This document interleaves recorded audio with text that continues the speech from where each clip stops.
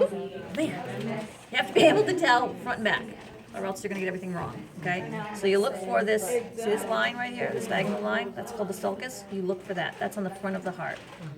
Okay, and that's where some of the coronary vessels are, and they're covered with fat. Okay, so that's the front.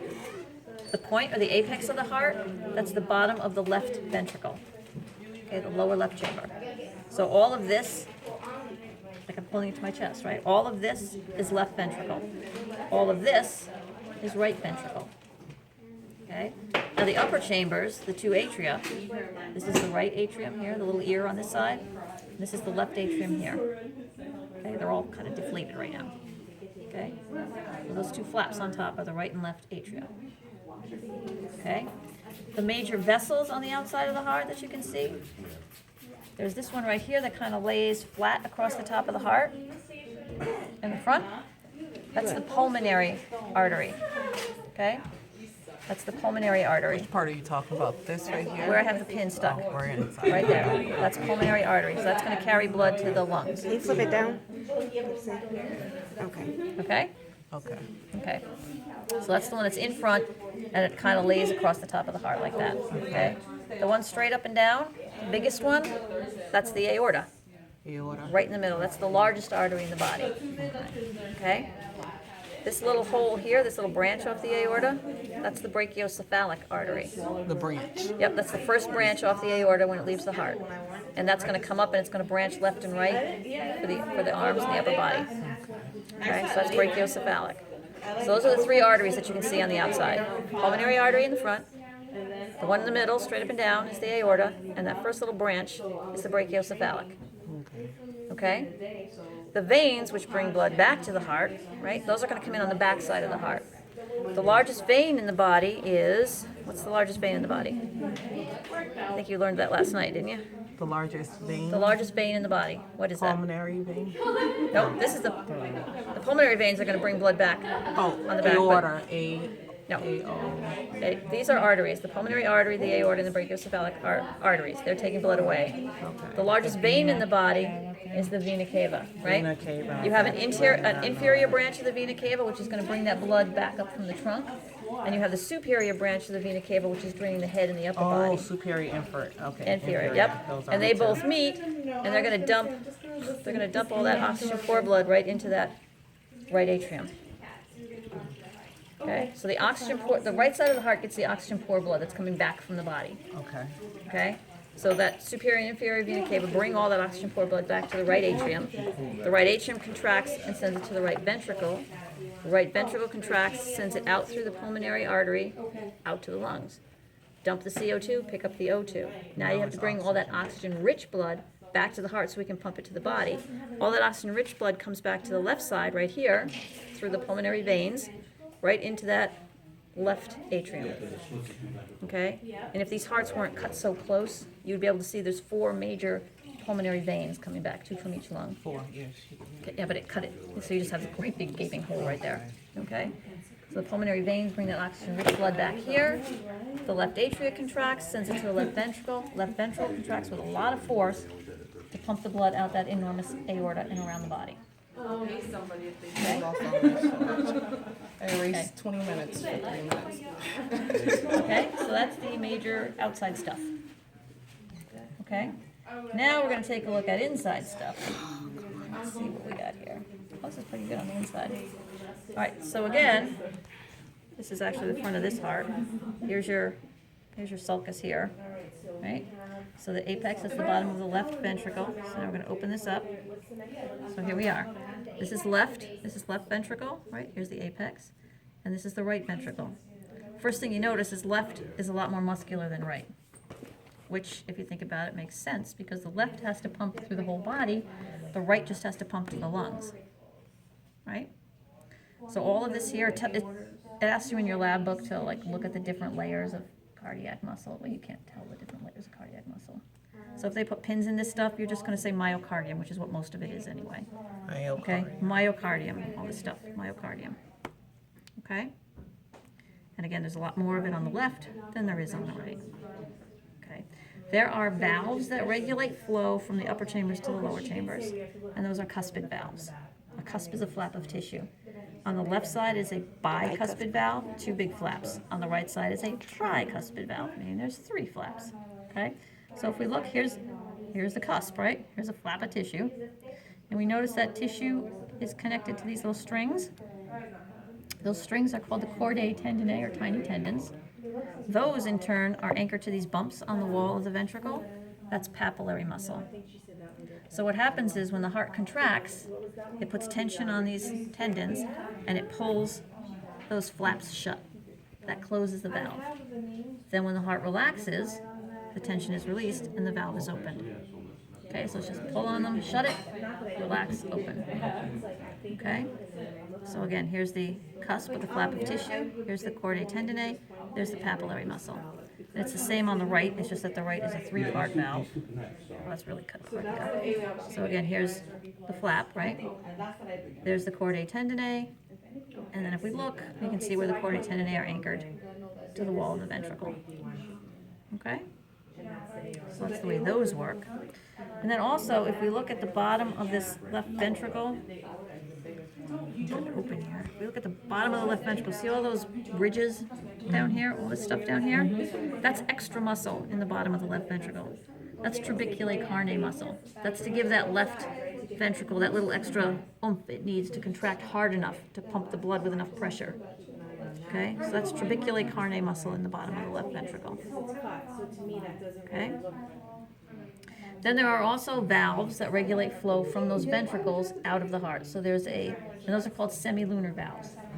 There's a pulmonary semilunar valve, which regulates flow from the right ventricle out through that pulmonary artery. And then there's an aortic semilunar valve, which regulates flow from that left ventricle out through the aorta. Okay? So if we want to look at those, I'm not going to see them in that heart. Let's see. Oh, that's a mess. Okay. So this is actually, it's a little hard to tell here, but this is actually the front of this heart. Here's the sulcus. Okay? And this is what's left of the pulmonary artery coming out here. Right? It'll be laying across the top of the heart like this. So if we open that up, and this is why the heart is cut this way, right where that pulmonary artery comes out, you see these little flaps of tissue right there? Well, that one's ripped. Right there. That's the pulmonary semilunar valve. The semilunar valves are just these little tiny flaps of tissue that just kind of pinch open and close, open and close. That's not a very good picture. Let me see if I can find one on your heart here. No, your heart's not cut. Stop. I'll get a heart. Pulmonary semilunar valve, you actually have to cut the pulmonary artery. Okay, so here's the front of our heart, right? Here's our sulcus. And they've cut open that pulmonary artery. Anytime you see the pulmonary artery cut open like this and there's something stuck in there, they want the pulmonary semilunar valve, because this is the only way to see it. Okay. Right, so if we open that up a little bit there, and we look right at the beginning of the pulmonary artery, which would be right here, you're going to see this flap of tissue right there, and the flap of tissue on the other side. Can you turn it? Maybe. Can't turn it and hold it and open it. Okay, here we go. Okay, so here's one half of the pulmonary semilunar. There's the other half of the pulmonary semilunar. And those things just kind of pinch, open and close, open and close. Okay, so that's pulmonary semilunar. And then, where's our aorta? Here's the aorta. So if we open this up so we can see where that's coming out. Okay, we see that's coming from that left ventricle, right? So right at the beginning, this one's ripped, but right at the beginning of the aorta, which is right here, that's half of the Aorta valve. That's the half of it, and here's the other half. Right? Again, it's just this little flap of tissue right at the beginning of the artery. That's the aortic semilunar valve, and that opens and closes. Okay? So that's aortic semilunar right at the beginning of the aorta. Pulmonary semilunar. Where the heck that went? Where it is? Pulmonary semilunar right at the beginning of the pulmonary artery. Okay? All right, what else do I have to tell you? In the right ventricle, they like to put a clip on this thing that looks like a rubber band. There it is. So if we look in the right ventricle, right, that's a smaller one. You see this thing? Looks like a big rubber band in there. That's called the moderator band. It's in sheep and cows. We don't have one. Not really sure what it does, but they like to put a pin on that. A little clip Moderator? on that. It's called the moderator band. Okay, it's just in the bottom of the right ventricle. Just so you know what that thing is. Bottom of right ventricle. Okay?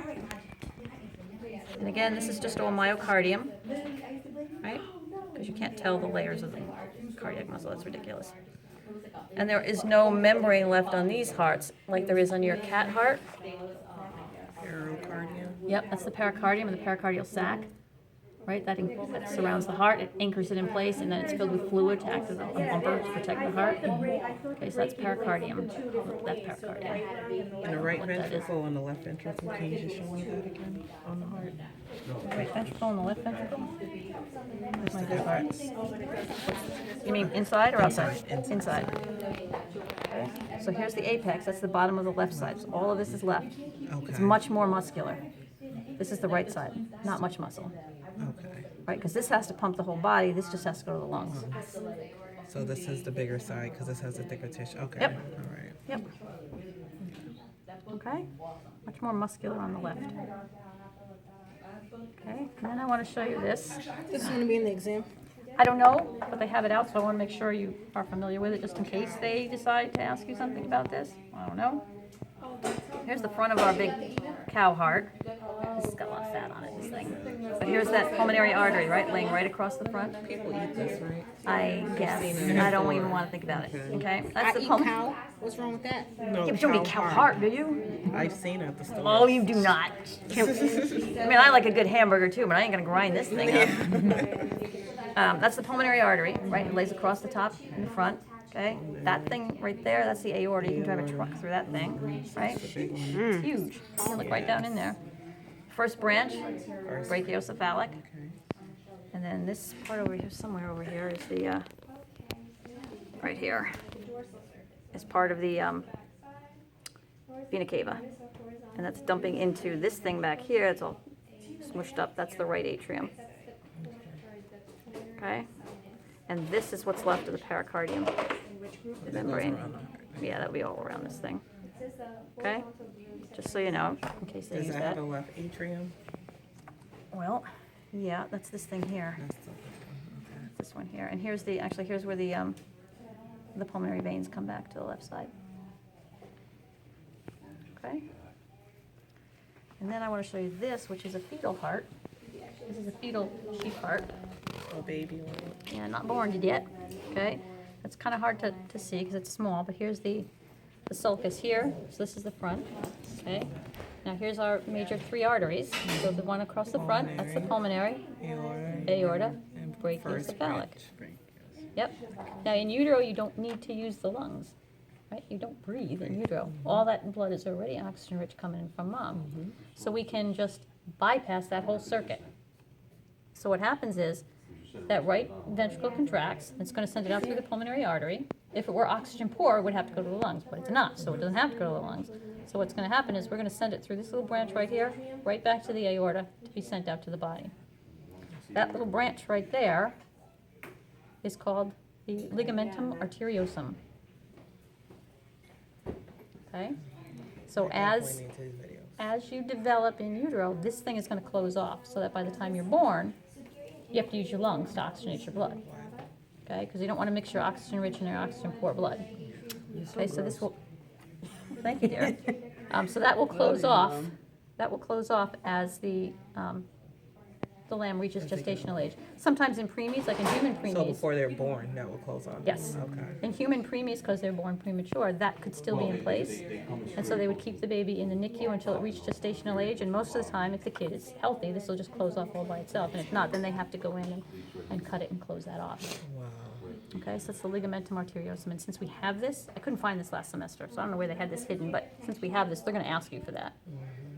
Okay? They're going to want to know what that is. Okay? All right.